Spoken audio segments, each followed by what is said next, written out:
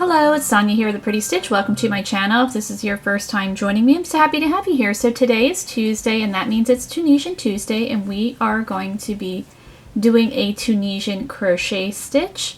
And we either feature a stitch pattern or a project, and today we are featuring a stitch pattern.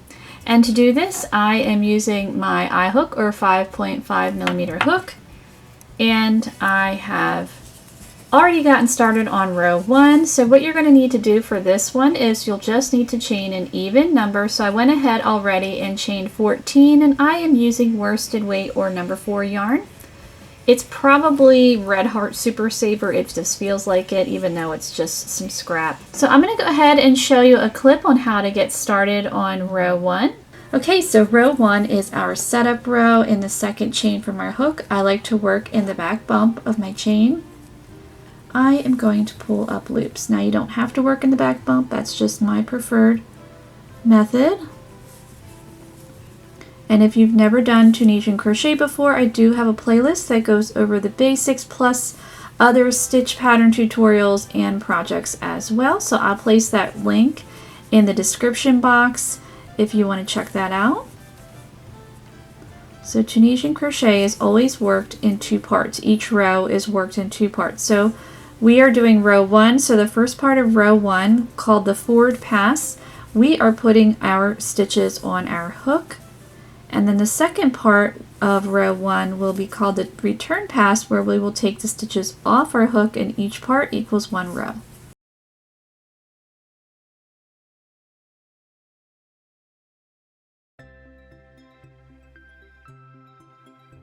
Okay, so I have my loops on my hook, and the amount that I chained will be the amount that is on my hook. So I have 17 loops because I chained 17. So let's work the second part of row 1. We're going to yarn over, pull through 1 loop, and yarn over and pull through 2 for the rest of the row.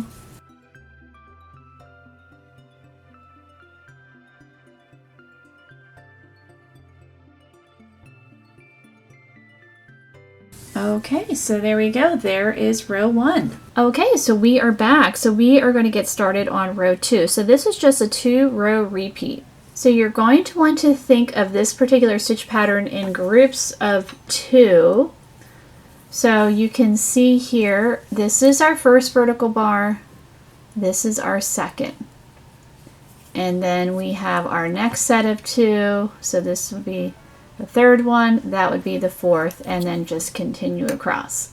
So why I am saying that is we are going to work in between the vertical bars. So when you spread it apart, you can see it looks like there is a chain stitch in the middle, and there is like a chain that runs through these stitches. We're going to insert our hook on the top of the chain right here, in between those 2 vertical bars. So I'm just inserting my hook, pulling up a loop. Now what we're going to do is we are going to work Tunisian simple together, and we're going to go back and work that in these first 2 vertical bars. So we're just going to go back, work Tunisian simple together or decrease. And now we're going to continue across. So here is our next set of vertical bars. So 1, 2 in the middle. And you can also, if you're having trouble finding that chain, you can just pull it apart a little bit, and then in the center, pull up that loop, and then go back, work your Tunisian together or decrease stitch in the simple stitch. And we're going to do this all the way across.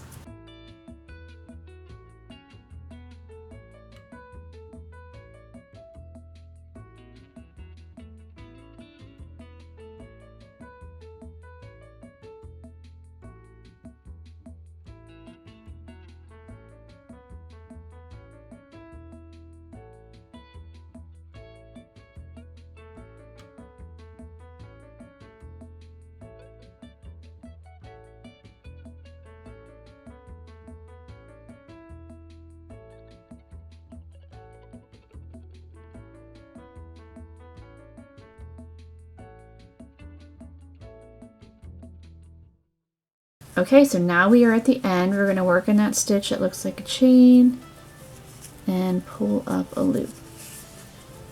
So I should still have 14 loops on my hook. So whatever amount you chained is the amount you should have on your hook.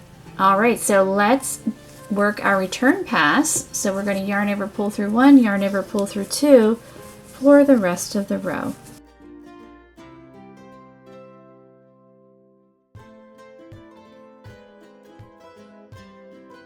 All right, so that is row 2. We're not looking like much right now, but it will come together. Okay, so for row 3, we're just working Tunisian knit all the way across. So that means you're working through those vertical bars. And I do have that stitch on the playlist if you're not familiar. And this is just a 2-row repeat, so you're going to be repeating rows 2 and 3 for however long you want your swatch. And you can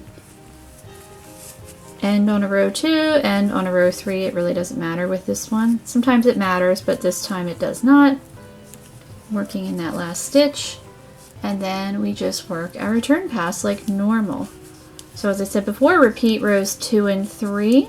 Okay, so here we go. Here is the stitch pattern. I think it's really nice. It does curl a little bit, but I do think it's very nice.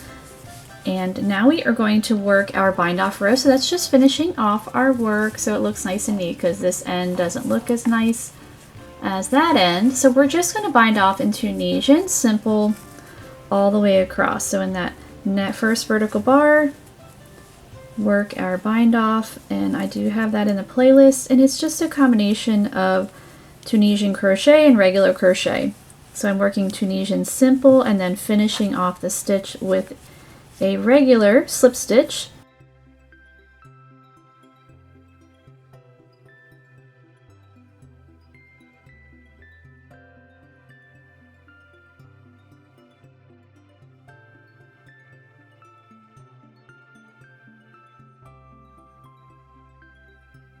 And I'm working in that stitch that looks like a chain, and there we go.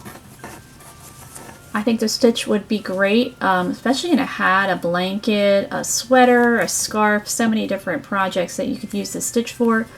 You probably would want to pop in some purl stitches. Maybe if you, let's say you're making it a blanket, you might want to have some edging of purl stitches to kind of just help it lay flat. Also, if you used a yarn with a natural fiber, let's say a wool blend or something like that, when you block it, it will hold its shape a lot better than acrylic. I mean, you can block acrylic, but you would probably have to, as we say, kill the yarn, so use some steam to help it to stay flat.